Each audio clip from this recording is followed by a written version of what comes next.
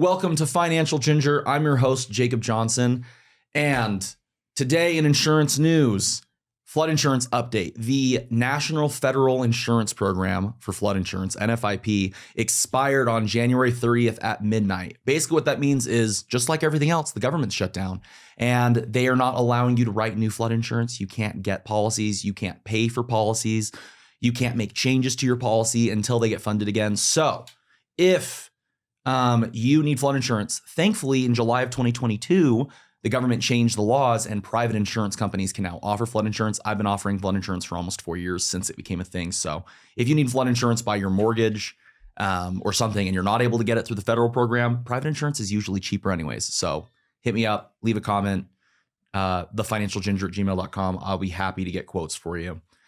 So today, our guest, we have, and I'm going to say your last name so terribly long because I've always just read it on Facebook. Is it pronounced Shetterly? That's my last name. Okay, Shetterly. Oh, so you don't, what's your last name? Is Baldwin. it Baldwin? Yeah. That's it. Do you hyphenate? Nope. No, just We do. Well, The kid's last name is Shetterly space Baldwin. Okay. But since I was in the military, I didn't want to change my name tags and get my military ID and change my email and my whole identity. And then people call me a different name and I don't answer to it. So Yeah. Well, I have a lot of people that are like in real estate or things like that, right? People know them by their name. And so they're like, yeah, I'm not going to change my name. When yeah, I get everything married. in the Air Force goes by your last name. And there were other people that were already Baldwins in her unit that she didn't want to be associated with. Yeah. Yeah. It's kind of like how I go by Jacob and I don't go by Jake. And it's because like growing up, there were other Jacobs around me and they all went by Jake. And some of them were nice people, some of them were not. But one of the ones I got to know the best was like really not nice to me. So I've always been like, well, Jakes are douchebags. So I'm a Jacob, which obviously isn't true. I know plenty of people named Jake, like my buddy from high school, Jake Bromley, who's great. But yeah, so I get it. Totally get it. yeah, Shetterly is like an identity at this point. Yeah. So Yeah. Well, cool. Well, today my guests are Zach Baldwin and Emily Shetterly, and they own Utah Mechanical Systems, which is an HVAC company. And they're growing like wildfire because they're just so authentic and real. What really impressed me about Emily is all over Facebook. It's kind of how I found her on Facebook. She's just being honest with people, talking about like things that suck, things she needs help with, things that are rocking, like her crazy dreams and goals. And that sort of aura is just so attractive that it just magnetizes people to you, or apparently repels people. yeah, it can. So welcome to the podcast. Yeah, thanks for having us. This is super exciting. Never done anything like this before. And I think it's going to be really fun. Yeah, I'm excited for it. You have anything, Zach? I used to do some political discussions on Discord, but having the There cameras we is go. a little new to me. I don't do political discussions anymore. I don't touch that. I know. I used to get too political on Facebook and it was bad. It was really bad how that ended up going. No more politics. I don't even watch the news anymore. I just try to work on growing my business. You're happier when you're not talking about that stuff on Facebook. Look, I don't talk about it, but it's like a train. It's like a train wreck. I can't look away. Well, especially with everything going like I even mentioned in the podcast, right? Like the original, what's happening with flood insurance is government shutdowns, and that affects so many people. Like I know so many people that aren't getting paid right now in the military because hey, the government shut down, so work for free for a while, and eventually when they get funded, usually you get back pay, right? Yeah, are you still military or out of it completely? I got out in 2024, and whenever I see stuff about the shutdowns, I'm like, ooh, that sucks. Like I know what's going on. Yeah, because I remember being at work in the shop and you're like in a shop full of dudes and you fix aircrafts and you're like, am I going to have to go out there and work really hard and fix these airplanes and for literally no pay? How am I going to pay for groceries? Oh my gosh. And you can't just quit when you're in the military. You have to go to work you have to go to work every day. You sold them your soul for good benefits. Yeah. Well, and if you don't, right, you can go to jail. Straight to jail. Or military jail or whatever it's called. They call it, you making big rocks into little rocks. That's what they call it. Oh. It's not regular jail. It's military jail, which doesn't sound fun. Anyways, okay. Before we get in the interview, I have a new segment that's called Insurance Fails. I read a story that someone has submitted or that I found. This comes from Reddit username rajebus, Ajebus. So they had a home insurance claim that ended up going to collections, a homeowner's insurance that ended up going to collections. So I was under contract for a home earlier this year. Finance ended up falling through because the home was off grid and the lender decided against funding the loan. Fast forward 7 months later, I ended up buying the home. I purchased insurance through my usual agent and all is well. Today I got a call from a debt collector to collect on a debt from a homeowner's policy that's gone unpaid for 7 months. Somehow someone in the process earlier this year must have placed a homeowner's insurance in my name. After discussing it with a random insurance company I never heard of, they stated it will remain on my report and I am liable to pay for the insurance before it was canceled. I reiterated that I didn't own the property and it's not possible that I signed up for that. So I contacted the lender and title company to ask the specific people I worked with and no one has any clue about it. I emailed them my closing paperwork to show that I only closed on the property a month ago, not 7 months ago. Has anyone experienced anything like this or how do I proceed? So that's stupid. So I've actually seen this happen a few times with my insurance clients. And what usually happens is a lender, I actually have a printed off form. They have a form that looks exactly like this. It's called the Borrower's Certificate of Authentication. I whited out all of the client's information for the person that sent this to me. But you sign a form at some point when you're buying a home that basically authorizes them to do things on your behalf, like start your insurance policy or authorize them to be your mortgage lender, to access your employment history, to purchase mortgage or mortgage guarantee insurance for you as part of your loan application. So you probably signed something like this that authorized them to place insurance for you. And I'm sure someone just doesn't want to tell you who it was, which is really stupid. So either the insurance company messed up or someone along the line that had your borrower certification signed something and did it for you without your permission. So yeah, loan officers, obviously they say that they reached out to the person that they placed insurance through. But I've actually had that happen before where someone signs something and then it falls through and they don't tell me. And then I get a bill and it's like, hey, the policy canceled. You never paid for it. But usually it's just as easy as going back and saying, I didn't purchase the home. Like they can access county records to see when the property was purchased. Yeah. So yeah, 95% of the time when I deal with that, it's easy. Sometimes I have to get like a form signed depending on the insurance carrier, but you should be able to just deal with it by doing that. Obviously every state has different laws, but yeah. So what I recommend doing, if you ever back out of buying a home, reach out to absolutely everyone that was involved in it. Because if you signed an authorization form at any point, which you usually do, like right after you get a real estate agent or a loan officer, if they've pulled your credit for buying a property or getting a loan, make sure they didn't do anything and just ask each person. And then you'll be able to find out what's going on before you get a debt collection letter. So cool. Insurance fail. That was stupid. That's really good advice. Like, and to be careful on like who you trust or who you give referrals to. Yes. So, because sometimes people don't do it maliciously, but they're just not doing due diligence or they're not like on top of it. Like I can see where someone on the other end of that could have like just forgotten. Yeah. Or they had like an automated process and didn't follow up or didn't check. But you're absolutely right. It's really important who you refer people to. And you were actually saying, were you literally saying this earlier today? I literally posted it yesterday. Yeah. Well, because people all the time will just be like, oh, so-and-so's popular in this Facebook group I'm in. Everyone tags so-and-so. And we get that. And there's nothing wrong with that. We get some people tag us that we haven't done work for them yet, but we've given them advice and helped them. Yeah. But we've done work for their friends. Yeah. And so they feel comfortable tagging us. But the thing is, if I ever do something to like violate that or I start doing bad business, I would expect to see those recommendations go down. Mm-hmm.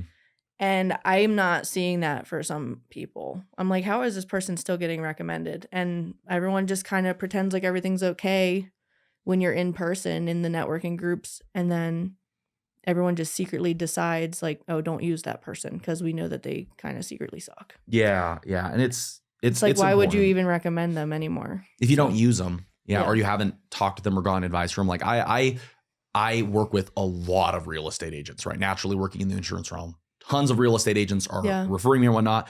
And I only have a couple that I refer out because I obviously can't refer out 25 real estate agents that I know. You'd have to like keep some rotating list and like monitor it and Yeah, well, and I've gotten to where I have specific things. Like if I see a Facebook post where someone's like, hey, I'm looking to buy a house. And I know that person and I'm like, I know they're looking to buy a starter home or they're looking to buy new build or they're looking like specific people that things. Specialize. Yeah. So like I've got a friend that she really, really specializes in old properties, like old brick houses, like 40 cities. Like she knows the type of repairs they need. The company that she has come and do the inspections knows that sort of area better. So I'm like, I feel comfortable recommending her for that purpose. But like if I know someone that's buying 20 rental properties and they're buying their 21st, I've got a guy that just works with rentals. Perfect. And it's like, Right. It's a different process because sometimes people usually in the rentals are usually looking for newer properties, or it's the other end where they're like going Section 8 housing and they're buying like rundown pieces of crap that they can, slumlords. yeah, they can fix up a little But either bit. way, if you want a them realtor, and that's why I always recommend you always get 3 quotes, right? It's kind of like a little bit how I saw you working because the Utah Mechanical Systems, I keep saying, blanking on the name. Utah, Emily and Zach, they ended up doing the heating and air conditioning for this podcast studio. And I know that the owner got like 6 quotes, right? And it's always good to get a bunch of quotes because it keeps people accountable. It helps make sure you're getting a fair price. And I recommend that with insurance constantly. Like I'll have people that they're like, hey, is that a good price? And I'm like, well, I did requotes. Here's 5 different companies I write for, but go ask your State Farm agent. Go ask the Geico agent. Go ask the Allstate agent. Go ask the American Family. Like go ask another broker.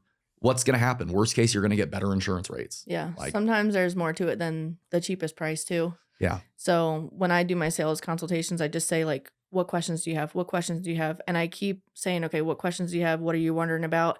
I do a little bit of educational. And then after I show the price, I'm like, look, it's take it or leave it. Sometimes I'm the cheapest. Sometimes I'm the most expensive. And sometimes I'm in the middle. I try to be in the middle, but you don't know because it's illegal to like bid match and like collect all these bids from competitors and stuff. So it's like you just kind of have to guess and just do honest pricing based off of your cost and operating expenses and the market. And if you start getting a bunch of people saying yes, then you raise your prices. If you get a bunch of people saying no, you bring your prices down. Yeah. So absolutely. And 2 things to consider as well. I personally am a big fan of smaller businesses, like, like that local small business, partially because usually they can be a little bit more competitive on pricing. Yeah. Right. Because when you and Zach are out doing the replacements yourself, I mean, obviously you guys have a few contractors or employees that we have a couple employees. Yeah. That help and, manage all the work, but you don't have as much overhead as some of these huge companies, right? We don't have $1 million marketing budgets. Yeah. Right? Yeah. Some of these companies have $1 million marketing. They've got 10 employees that all they do is market. Not that there's a problem with it, right? Like I know the owner. Buses drive around and they're wrapped with heating and air companies. Yeah. And somebody's paying for that. And there's nothing wrong with that, right? No, but it definitely impacts the cost. And some larger companies, right, aren't able to streamline their price. They're able to streamline their availability and their marketing. And who do you think of when there's a disaster where some smaller businesses are able to do that, but they're more affordable? Or sometimes different companies have different like diagnostics, right? Like when I was buying my used Prius a decade ago, it was branded and salvaged. It had been totaled twice by insurance companies, right? And I was like, well, this car is super cheap. And, I just got out of college and I needed a cheap car. Sounds great. Yeah, it was. It was a great car. In fact, I loved that car up until the day I got my Tesla and then sold it to my dad. And then my younger sister promptly crashed it. So, I mean, but we still have it and it's just missing panels. But I took it to 3 mechanics because I was so concerned. I'm like, this car's been totaled twice. And 2 of them said there was nothing wrong. And they're like, this is actually really good condition for. Third one was like, everything looks fine except the battery. The battery looks like it's about to die. It's probably going to die at like 80,000 miles. Normally they last like 120. The starter battery, because Tesla or Priuses have 2 batteries. And literally like at 80,000 miles on the dot, that battery died. Wow. And I had to get it replaced, right? I hope you went back to that mechanic every day after, like every time you needed a mechanic after that. Yeah, they're great. It's good to get second opinions because someone might diagnose something differently and someone else might just by human nature miss something that someone else is going to find. Like I bet that happens all the time in heating and HVAC systems where people are like, oh, the problem's this. And then you look at it and you're like, oh, wait, no, the problem's actually this. And it's rarely malicious. Yeah. It's just, it's just reality. Sometimes you miss things. Sometimes it's a loose wire. Or once you fix one thing, then something else shows up. Yeah. A lot of it's overthinking too. Because I've seen people diagnose control boards. Oh, it's going to be $1,000. And the then whole control board's bad. The whole time the circuit breaker was never turned on. Yeah, or it's a loose wire. It's a wire nut that fell off, right? And you fix it. The big thing with getting multiple quotes that people don't really talk about, especially in contracting, if you're getting something big like a roof or an HVAC system or a deck built, you're probably going to build a multi-years long relationship with this contractor. Yeah. Like us. There's our warranty. There's going to be maintenance down the road that you're going to want done to it. And getting multiple bids is going to allow you to see how contractors handle customers. You can kind of see their process. If you're getting a bid, if somebody shows up late to the estimate they're probably going to show up late to do the change out, to do the maintenance. If you have to call them up, if you have to follow up with the contractor, hey, where's this at? What's the status of the permits? Did you pull permits? You can kind of get a little bit of insight on how that contractor is going to act down the road.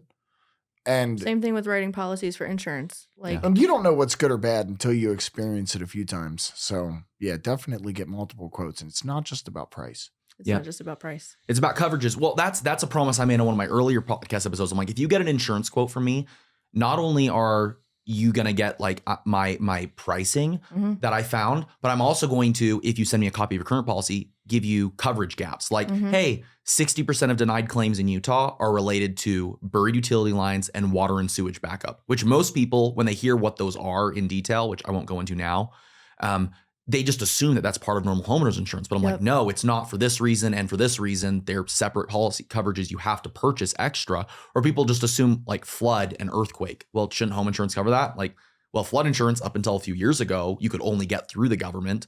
And earthquake insurance is such a big risk. It's separated. Insurance companies specifically say it's not covered unless you purchase it. And so people just assume things are covered and they don't know until they ask someone, hey, what am I missing here? And that's a question to ask anyone you're doing quotes with. Like you were starting to say that earlier. It's like, do you have any questions? Do you have any questions during the sales process? And then I'll give a little educational that will spark them to ask more questions. Yeah, exactly. So I actually have an example of one time where like we signed up for an insurance policy of some sort and it didn't have the coverage. And when we actually needed it, it was missing. When Zach and I were younger and we first got together, we had someone from our hometown like introduce us to the idea of getting a life insurance policy and like disability and stuff. My entire knowledge base of what life insurance was like one of those movie scenes where the dude has the briefcase and he knocks on the door and the wife is crying because the husband died and he gives them the money. Yeah. That's all I knew about life insurance. I didn't know you could get insurance for like if you got disabled and couldn't go to work. But it took hours for him to like explain these concepts to me. I just wasn't getting it. But eventually we signed up. I was like, look, it's too overwhelming. I don't understand it. You've explained it 5 times. I still don't get it. But I know that what you're saying is it seems like I really need life insurance because Zach and I both worked blue collar jobs at the time. And I was like, something bad could happen. And so, yeah, let's get it. And so we got it. And something bad did happen to Zach. So in 2021, and we almost used it. Yeah, he actually did almost die. Oh my gosh. But he had a stroke that was from an injury in his neck that made a blood clot clog up the part of his brain that goes to his cerebellum and his thalamus, right? Something like that. I don't recommend it. Yeah. Yeah, so I don't recommend having a stroke. Good to know. yeah, took him 3 months to recover. Oh my gosh. But when it first happened and he was in the hospital, they were like, yeah, it could take people years to recover from this type of stroke because his whole left side of his body he couldn't use it. And like he was dizzy and couldn't feed himself and couldn't walk or anything. Oh my God. And so I was like, well, I'm going to call the disability insurance guy and tell him that we need to like get some money to cover the bills. He was like, oh, you didn't sign up for that type of policy. And I was like, I thought you said that if anything happened, like if he became disabled, we would get money. I would, but I had to be disabled for 90 days. Yeah. After 90 days, it goes into effect. And guess how long I was out of work? 100. Like He was out of 87 days. Yeah, a lot of them have elimination periods. Is that Yeah. term? The term for that So is elimination periods. I think there is a type of policy where you don't have There's to wait. short-term disability and long-term disability Yeah. too, because a lot of those short-term policies, even if they take 90 days, they only last for like 3 years or up to 5 years. Yeah. And then there's the long-term that they have like a year or 2 year elimination period, which just means before you can get benefits, and then it can last the rest of your life. But it's hard because people that don't work in I insurance don't just understand wish that someone would have explained it better. or because I would have been able to tell them like, no, we don't have 90 days worth of money in the bank. Most Americans live paycheck to paycheck. And at the time we did. And so if they would have said, look, if you guys live paycheck to paycheck, you need this one. Yeah. I wish someone would have said that. Yeah, absolutely. Because you can reduce elimination periods. Some policies will be like 45 days, some are like 30 days. And those are the questions that good agents and also good contractors, right? When you're doing it's like, hey, let me help you understand what this isn't, right? Because it's easy to define things. Right, well, you don't know what you don't know. Yeah. Mm-hmm. Right? Yeah. And again, it's probably this person that's selling you insurance may have been new and they may not have known too much about what they're doing. Mhm. There's obviously human error that can happen, which is a reason why it's good to make sure that your contractors and your insurance agents have errors and omissions insurance. Yep. Because I've actually seen that happen. I've seen situations where insurance agents have made mistakes. Like I was reading another one of those horror stories where someone added a car and it was their teenager. They'd called, they'd added their teenager, and they got an email confirmation, right? They sent them the driver's license number, like my 16-year-old daughter. They got a confirmation, yep, she's added and good to go. Perfect. A year later, daughter gets in an accident. And the insurance is like, who is this person? She's not listed on the policy. It's like, what are you talking about? Like, sends them the email. It's like, I've got proof the agent said that she was added. And they ended up having to sue the insurance agent against their errors and omissions insurance policy because the insurance company wasn't going to pay for it. Like, she was never added. That was an error your agent made. And so knowing the right thing, because most people don't know what to do. They just accept it. How are we supposed to keep track of all this stuff? Yeah, it's a in nightmare. life? It's Well, a it's nightmare. like- Well, you have to it's like- trust people. How do you make decisions about anything? The thing about HVAC, it's just this like ambiguous box in your basement, right? That makes your house cold in the summertime. Nobody knows what it does. Like, Oh, They only notice it when it's broken. Yes. So I just had this happen.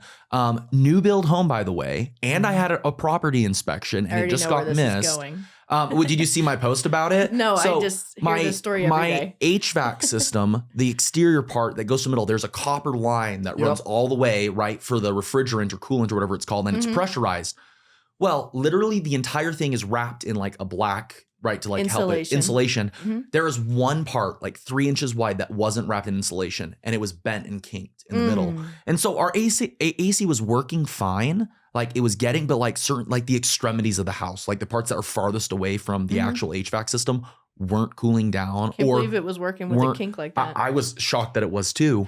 And I'm like, there's no way, like you would have had to have grabbed and like, try to do a pull up on that copper bar to bend, like, or it was installed incorrectly and it just got missed. They by probably 8 people. relocated it at some point or moved the unit or something. I'm sure it just got sometimes missed. it's roofers. Oh, Sometimes yeah. it's roofers. They'll step on it. I don't know if it goes through the attic. It's through right? the inside. No, I've it's in the seen- basement HVAC. Oh, Or okay. if- I've seen people shoot nails through them. Oh, geez. But if it's kinked, sometimes if the kink's not super bad, if it's like Just a if it's not teeny bit. 100% kinked, it'll turn your 3-ton HVAC unit, which tons is how much cooling you get, cooling. right?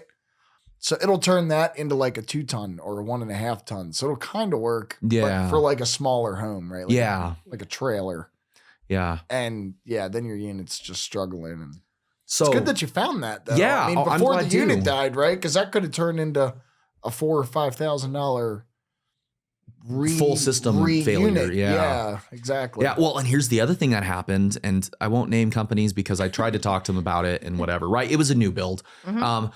They did that aerosol stuff where they like throw it through your house vents to try to seal cracks or whatever it's called. Aeroseal. Yeah, aeroseal. Well, when they do that at your unit, they like cut a giant metal sheet out so they can put the machine in to blast that aerosol. Yep.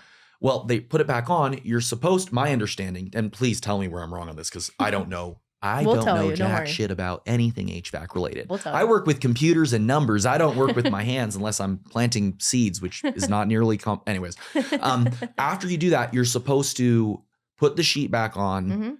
You have that like duct sealant that you're called supposed to Pookie. Okay, Pookie. Or It's mastic. mastic. Kind of It like is. Kiki. Do They you are love slang me? words for it. Okay, Pookie. And then apparently it's not mandatory, but it's like best practice to like also like put screws on the 4 corners or something like that and like actually like bolt it down back to the H system. I had one guy tell me that you should do that. So it doesn't fall down. 'cause Yeah. And then The tape mastic isn't afterwards. always strong enough to hold it up. yeah. So What do you think about that, Zach?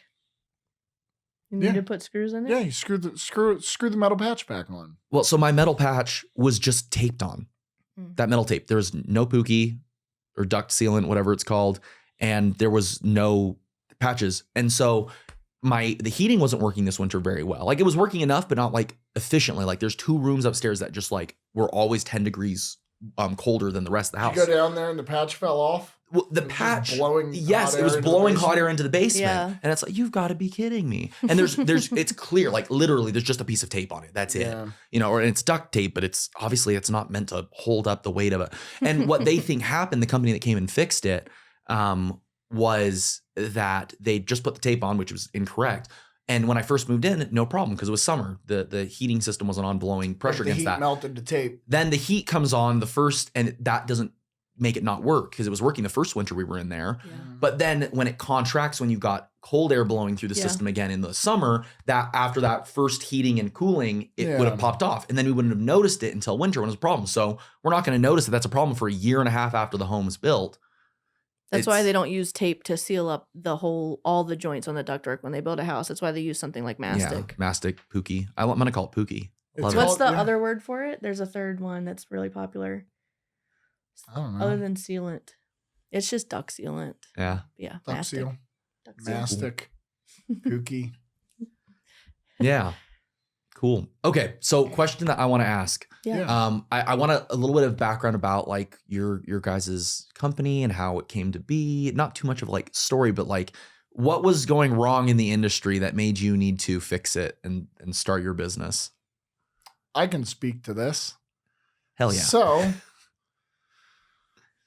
in the residential world, when you call an HVAC company, there's a good chance that you're going to get a salesman, Instead of right. a technician. just not a technician. So Utah is especially bad for this because there's no barrier to entry to be an HVAC tech.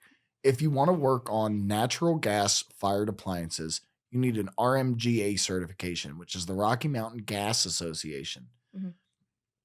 It's a 3-day class. You take a test. They give you your certification. It's not hard. It's open book. You just Oh. have Some people said it was hard. some people take a couple tries to pass it, Yeah. right? But I mean, it's not hard. I went to school for half a decade for this, for HVAC yeah. specifically, because I'm from Maryland, where you have to do an apprenticeship, get a journeyman's license, Like how plumbers and practice electricians as a have to. journeyman for a I couple of see. years. I didn't know that. So Utah doesn't require that for HVAC systems, but they Nope. do for plumbers and electricians. Yeah, like and- a master's. Same thing with And with journeyman. home inspections. By the way, Utah has no legal requirements for someone to Yeah, be a home you inspector. can basically now. Doppel says that they do random auditing, right? I think you're supposed to have like 2 years of experience before you can get a specialty contracting license from Doppel, like an S350 for HVAC. Mhm. You're supposed to prove to Doppel, oh, I've had 2 years experience in the field. I can do HVAC work. That's why he saved all of his pay stubs for his entire Now they don't. 10 Mm. years doing HVAC for Like other I've people. got proof. I don't know anybody that's actually been randomly audited. I'm sure if you got reported, they would audit you. If you've been audited by Yeah, comment. by Doppel, comment. Yeah, I'd be curious to know like how many people actually like has Doppel actually come to you and said, "Hey, do Actually you have audited you. experience in this field?" Mm. Because like plumbing and electrical, you have to go through like an actual apprenticeship, thousands of hours of Oh yeah, on-the-job I know people that do training and plumbing. stuff. It's crazy. Yeah, and you have to pass a master's test, And it's Get 'em- good. Yeah, and it should be like that. And there's a little bit more of a push from contractors in Utah that are trying to raise that bar, but Yeah. right now there's no bar. So you might just get a salesman that shows up to your house with no tools and an iPad, He probably Right? doesn't Mm. even know how to do a tune-up. and he's going to come out there and you're thinking, all right, this guy's going to fix my furnace, and he's going to show up with an iPad and sell you a furnace. Oh, Yeah. I see. You know, Well, and I've seen that happen where people that just like it's a simple repair, or you just need your refrigerant flushed, or you just Right. need to change your Right. air filter, or the whatever, filter's or dirty. little Batteries in the maintenance things. thermostat. Yeah, Yeah, and and they're I getting sold a would- whole HVAC system, and it's like and you don't need that. I recognized that, and I said, this has to change. So I was initially an industrial service technician. Okay, like commercial Come- spaces. No, like industrial, like Like air Kennecott. conditioners so big So- that you can walk inside of them. Oh damn. So out here in Utah, Okay. I was out of Kennecott for 4 years. I did data centers, power plants, giant hospitals, pumps, boilers, chillers. That's cool. yeah, like water pumping stations and stuff, like big industrial HVAC stuff, where replacing a unit could take weeks or months. Oh my with gosh. trains, And 20 guys. Yeah. That's and so- cool. So when you work in that field, you have to fix it. Yeah. If a unit goes down because it's a burnt up fan motor, so you have to fix that Yeah, you have to that replace day. the motor. Because those companies could be losing millions of dollars a day. They don't want to hear, oh, here's the price on a new 200-ton water chiller. Yeah, they don't right? care. Just fix it. Yeah, so So Zach I- was trained to fix it before replace it, basically. Love it. I really wanted to bring that into the residential space, right? Like, hey, let's fix it. Now, obviously, in the residential space, you can swap most units out in like a day.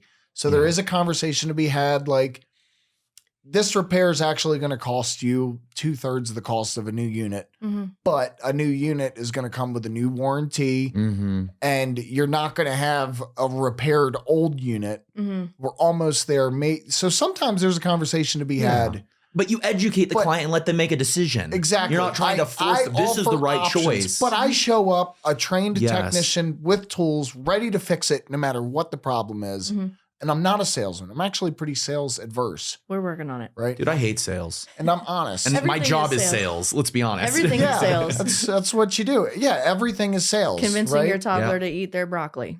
Yeah, Sales. Or Sales. convincing my clients to not file a claim on $1,200 of stolen golf clubs, right? It's like, Sales. it's not worth it for $200 when you have $1,000 deductible because, right, that's the conversation to be had. Yeah, Yep. exactly. And I feel like it's a conversation that a lot of people aren't having, especially because I had to call a company, but when I was off doing industrial stuff, we had a tree fall in our home Mm. and gosh. smashed our AC unit. Yeah. And I called a company. I said, hey, I need a quote from my insurance Yep. to fix or replace our AC unit. Mhm. It got hit by a tree. And that exact thing happened. A technician showed up, no tools, got out with an iPad, and he walked up and he said, here's a price to replace it. $13,000. 13 grand. Oh my And gosh. I that didn't was even it. know So that those I things were really that wanted to bring expensive. that to the residential market. Hey, let's get a good diagnostic. I'm trained. I went to school for this. I know how these systems work. Mhm. And You could have repaired that old R22 line set. yeah, probably no, like I $2,000. could have. It's just I'd say I think But he that's what didn't mine was, even mine was offer the R22. repair option. yeah, he didn't even offer the repair option. Yeah. And driving from Ogden to Kennecott every day was quite the commute, Yeah, I bet. right? And It's an hour and a half each way. I was fine with it for years. Plus traffic. Yeah. So I was fine with that for years. And then I had kids and I was spending 30 minutes a day with my kids. Mm.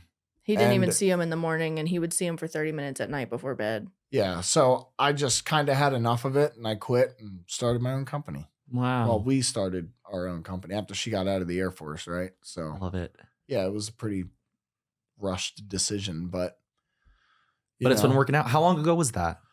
We decided to start our company in 2023 when he had a rough day at work. It was right after Waylon was born, and I was like, "Why don't you start your own company?" He was like, "All right, well, I'll do it." And I was like, "Okay, when?" And he said, "Today, right now." Yeah. I was like, "Okay," but then for a year we still kept our jobs Mm. because we didn't know how to It get always a happens. Well, we had to get everything set up. Yeah. It We took had to a year, get right? The business LLC, license. the Doppel stuff, right? Yeah, Through insurance. all that. We had to get We a had to get van. everything in order. I sold my All the truck, tools. bought a yeah, van. logos on the van. Yeah, look at that. Yeah. And then A year later, when I got pregnant again, the Air Force denied my reenlistment. So I Oh. asked them to let me reenlist, and they said no because I was pregnant, which is super illegal. But I got out honorably and I think moved we on. should I think we should say they never officially said that was the reason, No, but but allegedly. I have it on a video recording. Oh, I don't know if I remember seeing a post about that. I never released it because I just wanted to move on and let it go. Yeah. So. Yeah. And I'm on to bigger and better things. I make way more money. I'm happier. My family, I get to see my family way more. And so it's great. So yeah, they denied my reenlistment request. I was at 11 years and I tried to re-up for 6 more. And they were like, no, you're pregnant. We're not going to let you reenlist. And I was like, okay, I guess I'll go be an elevator mechanic. And I went there and I was there for 2 months. But when I told them that I was pregnant, they said, well, you have to go on medical leave. You can't be an elevator mechanic and be pregnant at the same time, Oh. which makes sense because it's dangerous. And so I went on medical leave and I'm like, okay, well, now I have no job. And I've been a mechanic for the last 11 years of my life. No one's probably going to hire me. You said you were an airplane mechanic? Is that Yeah. what it was? F-16s and F-35s. Oh, that's So the first 4 years was F-16s. that's super cool. Yeah. And I then, imagine they're a bit more complicated than HVAC systems. actually, no, they're No. about the same. Oh, okay. They get provided a lot more technical data. They get like step-by-step instructions on how to fix stuff. And I just have to show up and figure it out. Yeah, the instructions are written on a 6th grade reading level with photos and numbers and arrows pointing. The only thing is the HVAC instructions sometimes come in color and the aircraft instructions never had color. So. Oh, you know the tough thing way more entertaining for 6th graders about marrying an aircraft mechanic, a fighter a jet military mechanic. Aircraft mechanic. Yeah, what's is hard about all that? of her friends have really cool jobs. So when you throw a cookout and they all come over and you're asking people, you're like meeting them and saying, "Hey, so what do you do for a living?" And they're like, "Oh, well, I travel around the world and fix battle-damaged A-10 Warthogs. Oh, what yeah. do you do for a living?" And I'm like, "I fix heaters, man." Yeah. It's not as glamorous. It sounds a lot cooler in conversation. So we had a baby, a real baby, and then a business baby. And then I was... I get to clarify, real baby, not a fur baby. Yep. He was like 1 year old-ish. And then I was pregnant again, like kind of starting to get big pregnant. And I had no job and he was still commuting 3 hours a day. And I was like, well, I have a HVAC van in the driveway full of tools and a logo and a business license and an HVAC license. I'm going to figure out how to sell some furnace repairs. Well, it was summertime. So I was like, I'm going to figure out how to sell some air conditioner repairs. Wow. And I started posting on Facebook. And I was like, does anyone need an air conditioner repaired? And everyone was like, no. So I'm like, all right, I'll just keep asking. And I just kept asking and kept posting. And I was like, okay, well, maybe I'll make a meme about it. And I made memes and I started joining networking groups and businesses groups. And I Connect started Utah. Connect Utah. And I started DMing people that looked like homeowners. Like I joined a mom group and I'm like, there's a picture. She's in front of her house. She owns a home. I'm going to DM her and connect and like make a play date and see maybe if her air conditioner is old. And like I started making connections and realizing like the true power of networking is mostly about making friends and bringing value. And at first I started off like desperate. Yeah. Like who can I sell something to? And then it turned into like, wow, people are actually cool and not like mean like in the Air Force. And like I can connect with them. And it turned into like, how can I help them in their life? And then that just naturally turned into people just buying stuff from me. I didn't even have to sell anything. People would just be like, hey, I want to buy your thing. And so, yeah, it started like that. May 1st is when I decided, okay, I'm not in the elevator union anymore. I'm going to try and figure out how to make an HVAC company. Wow. And then by July 15th, we generated enough business that he quit his job. Well, I was working 100-hour weeks. He was. Oh my God. Remember how I He said came I was home- getting up at 4 and coming home at 6:30? Yep. Then he would go out and work for me. Right. Then and I'd do, get like, in my work 3 van service calls. my and gosh. do UMS service calls all night. It's amazing I'd be that didn't give you another stroke. Change uniforms and go back out to work. Wow. But see, what a lot of people think that they can't do it or they're too busy or whatever, like when they're thinking about business or whatnot. And it's like, you're a living testimony. You can do it with 1 3/4 children and full-time jobs and all the stress going on and being desperate and not necessarily having a huge runway of cash. But it's like, you can still do it and make it work. People think that they need to know what the first step is to start, and you don't. Yeah. You can just taking any type of action, you're going to get immediate feedback and adjust. And if you're hungry for knowledge like you are, and if you're willing to accept the feedback people are giving you and take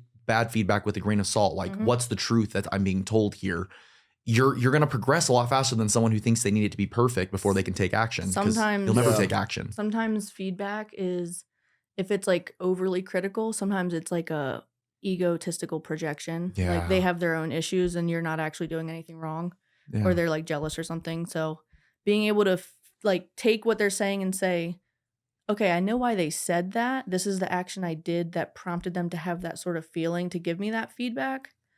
I can still make an improvement here, but they attacked my personality or like my character, and that's not true. Yeah. Like you have to like separate it. Yeah, absolutely. Okay.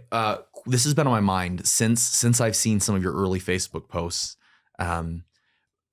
there was, I don't know exactly what the situation was, but there was a situation where like something went wrong with a client or something like that. And maybe these are multiple situations, right? Something went wrong, whether it was like a job that maybe not been done perfectly the first time or needed a second review or whatever it was. And I'm trying to remember the exact wording, but right, you basically had the opportunity to make something right that didn't go perfectly, which happens to everyone, right? Like I've had times where I've done something wrong in insurance. I had a guy who I love for glass. I send everyone his way. He had one situation with one of my clients where they didn't seal the windshield properly. And when it rained, they went through the car wash and water poured through the windshield. Oh my gosh. Right. And so they took care of it and fixed it.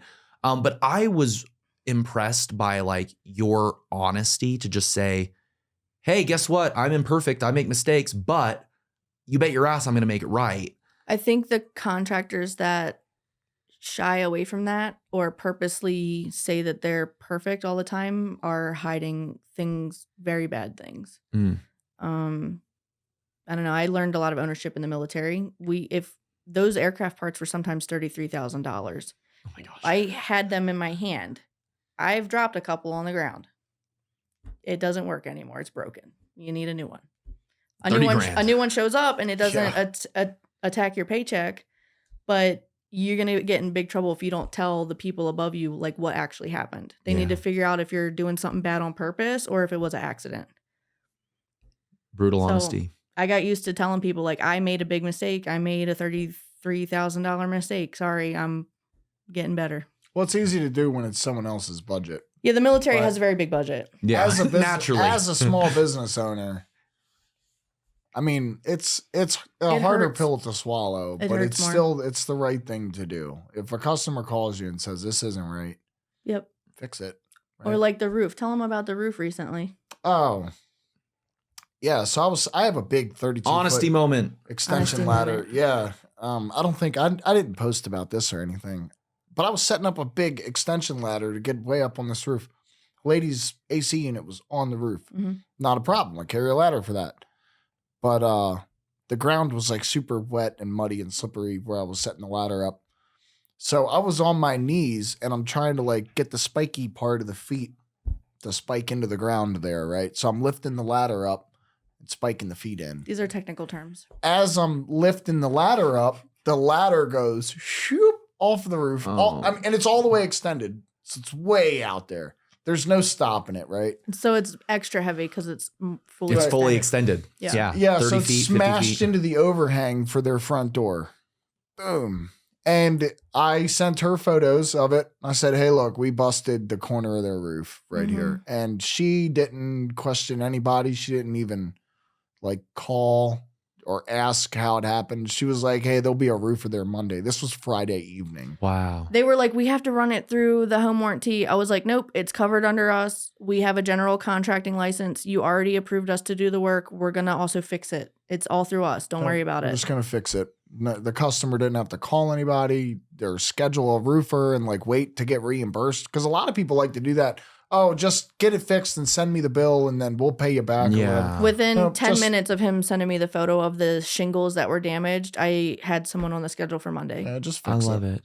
And that's what everyone wants, right? Like everyone wants you to be honest with them. Like, right. I sometimes have to tell people, hey, right, when they're calling me about insurance, and obviously this it's similar in concept, but someone be like, hey, this happened. And I have to be like, that's not covered by insurance. Right, like I had a situation where someone there, what's it called? Like spinning it, the drive shaft on their car went out while they were driving, and I'm like, unfortunately, that's a mechanical failure, right? Auto insurance isn't a home warranty. That's not covered by auto insurance, right? It would be nice. It would be nice, but it's like, sorry, like it turned out to be they didn't get an oil change, right? So it was highly always above the oil change. Yeah, I killed a car when I was a teenager. It was like 3,000 miles overdue on an oil change and it threw a piston head, right? So I've dealt with that myself. I think I need an oil change, actually. Yeah. Thankfully, I drive a Tesla now, so I don't have to worry about oil changes. Nice. I have to worry about rotating the tires without oil changes. But it's so important, and I really like that you guys do this, is we're going to take care of the stuff that we did. If we didn't do it, I'm going to tell you. And if there's something we can or can't do, I'm going to tell you. Like, also people that'll be like, oh, well, I can do that, blah, blah, blah. And they'll try to figure out something that they don't know how to do. Right. It's like, if I'm not a roofer, I'm not going to tell you how to do this. If I'm not, like, and with home insurance all the time, people will be like, oh, well, my basement flooded. Should this person come? And I'm like, I am an insurance agent. I do not repair toilets or pipes or no idea. Get a professional. But I will tell you, this is covered or this is not covered, or it might be covered depending on what actually caused it. And you just have to be honest with people. And that results in that hot or cold, right? People are either going to like you or they're not going to like you for it. But either way, you can go to sleep at night knowing I did what I was supposed to do. Don't do that thing that some people do on a first date and just pretend like you like the same thing that they like, so they like you. Be honest. Yeah, I refer customers out all the time because if your house is too cold, who you call? HVAC. Heating and air guy, right? But then I show up and I find out your attic's uninsulated. Yeah, we have a guy for I'm not an attic insulating guy, right? So, or if your windows are super leaky, I'm not a window guy. I'll be honest with the customer, and I love that. because I could say, oh, you need a bigger furnace, because that will technically fix the problem. Just gonna make their heating bill go up, but it'll make the house warm, right? Yeah. Or you could insulate the attic, which is cheaper, which is going to save you on your energy bill and fix your problem. Yeah. But it's like I don't make money on that if I refer you out. Nope. But that's the thing, though. I do charge for diagnostics. That's why we charge right now it's $199. It's a skill. But some companies will charge $20 or do free diagnostic just to get in the door so they have the opportunity to sell you something. But we charge basically what it costs us to show up so that we don't have pressure to sell you something. Yeah. Oh, I like that. See, and these are the questions that people should be asking the contractors they work with. It's like, hey, why? Like, some people see a diagnostic and they're like, oh, they're just trying to get money out of me. Oh, they hang up on us. We tell them, they're like, hey, so how much is it? My AC's broke. How much is it to come out? And we go, it's $199. And they won't even say goodbye. You'll just hear the phone click. Yeah. Or they'll say, so-and-so's doing it for $25. Yeah. Oh, well, we're getting an $8 tune-up from Home Depot. And which is fine. It's like, I can't, not the name nothing wrong with that. Home Depot, but Home Depot can do that, but they're doing that so they can sell you something. Right. They're doing, it's a sales thing, right? They get in and they can look over your unit. And that's the thing. They do tell the technicians, because I've gone down the rabbit hole. They tell the technicians, go over the unit. But in the end, the goal is to sell you something. And in order for that to be self-sustaining, they have to sell you something. Yeah. And sales isn't always bad. I say sales isn't something you do to people. It's something you do for them. And so we do have some products, like we have a $9.99 safety check. Yes, I'm going to come and check and make sure it's safe. But I'm also going to tell you, like, hey, I'm going to log your model number and your serial number of your unit. And when it's about 10 to 15 years old, I'm going to call you and say, look, it's time to think about replacing. But I'm going to tell you that up front. This is what a safety check is. This is why I'm taking photos. This is what's going to happen with your information later. And you get to say yes or no. Yeah. It's not like forced on you. Like, my furnace is broken. I need someone to help me now. And it's like, now you're automatically put into this like high pressure sales cycle. Which is overwhelming for people. Yeah. Especially if your HVAC unit's broke, right? Yeah. I mean, your kids are cold. It's 53 degrees in your house. Kids are sleeping and the guy in your is bed saying, with you cold need a feet. new furnace. What are you going to do? This guy's right in front of you. Oh, we'll have the furnace in tomorrow. Are you going to call another contractor? He's like already taking it apart. Yeah, exactly. Yeah, right. So we charge for diagnostics. So like if it is your insulation, no harm, no foul. I mean, you should communicate that with people really and well. I think you guys do. The people that stay on the phone long enough where they're like, well, so-and-so's doing it for $50. I say, yes, you can. I've tried to figure out a nice way to say it. Like, you can pay $50 and get a high pressure sales pitch, and maybe that person's not even a technician, or you can pay $199 and you have an unlimited amount of time for us to figure out what's actually wrong and what actually caused these things to happen and give you a full written report. Yeah, and that's a paid service. Leave a comment on this. If you've ever had an HVAC person come to your place and tell you need your windows replaced or tell you your attic's uninsulated, like, leave me a comment. Like, I doubt anyone has ever had that happen outside of working with you guys, just because I've never heard of that happening, because usually it's, oh yeah, you need this, or oh yeah, you need this upgrade, or oh, you need this, whatever it is, or right. Like, I even had, and again, no fault, I'm not a door guy, but I had a garage door company come out because my garage door stopped opening like 13 months in, of course, just outside of warranty on the new build. Yeah. And it was just one of the coils wasn't run properly, right? And I could tell the guy didn't want to try to sell me it, but he was like, oh, well, you can get a whole new system, blah, blah, blah, and it's $800 or whatever it was. It's like, or we can just, wind the coils and it's like $150. Yeah, they charged us like $99 to come and fix something where it would like only open halfway or something. Yeah. And I like, that's great. I'm like, I don't want that, but you could tell like he was right. And there's nothing wrong with that, right? Like, obviously, yes, Mine was factory installed, right? Because it was tracked homes and they were doing the cheapest thing possible. And it probably is going to fail in a couple years. But I'm like, yeah, I'd rather wait till this fails and he's actually broken. Yeah. And then get a new system. So I like that he educated me on that. He gave you the option, Yeah, right? yeah. Like, hey, look, here's your fix. It's best options to replace this. Yeah. It's kind of a cheap system. It's good that you got the option. And it's nice to get both right? those. And then I can make the educated decision. Because some people are just like, oh my gosh, just replace it. I don't want to deal with it. Yeah. Some people do choose that. The unethical thing is if they show up and they go, oh, this thing is a hazard. It's going to fall on your car. This garage door is going to kill your family in your sleep tonight, which is you get People a lot say of that that about with furnaces. furnaces because they burn. So a furnace burns natural gas. Yep. It could start a fire theoretically. Well, the big danger is that incomplete combustion or inefficient burning creates carbon monoxide. You hear about it on the news. Oh, family of 4 died from carbon monoxide. It doesn't happen very It often. can happen. Water heaters can do it. Any gas burning appliance can create carbon monoxide. A gas dryer can create carbon monoxide yeah. and kill your family in their sleep at night, right? Normally pets are the first to go. So you wake up and your cat's dead. It's because they're smaller. Now, some companies can use that as a fear tactic to sell new furnaces. Your furnace is perfectly fine. And they'll show up and they'll go, oh, your furnace is releasing a bunch of carbon monoxide into the home. It's going to kill everybody. They'll save a photo from Google or from one of their old customers of the heat exchanger that's cracked and show it to you. And it's not your furnace. It's just a photo of. Like it happens. And then they call me up When and I'm $200 and I come out and I'm not pressured to make the sale. So I'm honest. I'm like, this thing's not making any carbon monoxide. You want to know what happens when we're the second opinion? What happens? I call and snitch on them. I call the company and I'm like, hey, I just came to this call and we scoped the heat exchanger and it's not cracked and we tested it and I have photos here and you told this client that. And usually the owner of the company or the manager, they had no idea. Yeah, you can't blame the company. It's not normally indicative of a trend with a company culture. Well, someone's being compensated more for that. It's just a bad apple here or there. They'll do training with their team and say, hey, you can't say that. Or they might fire them. I don't know, but I'm raising the bar. I call the company and I'm like, hey, I'm at such and such address. You guys came out here yesterday at 2, according to the customer. And they said that the technician said this. Wow. And I wanted to let you know that's not the case. And because that one thing, the heat exchanger being cracked, is the biggest like unethical thing in our industry. Wow. Yeah, because they do crack. I mean, we come across it too where they are cracked.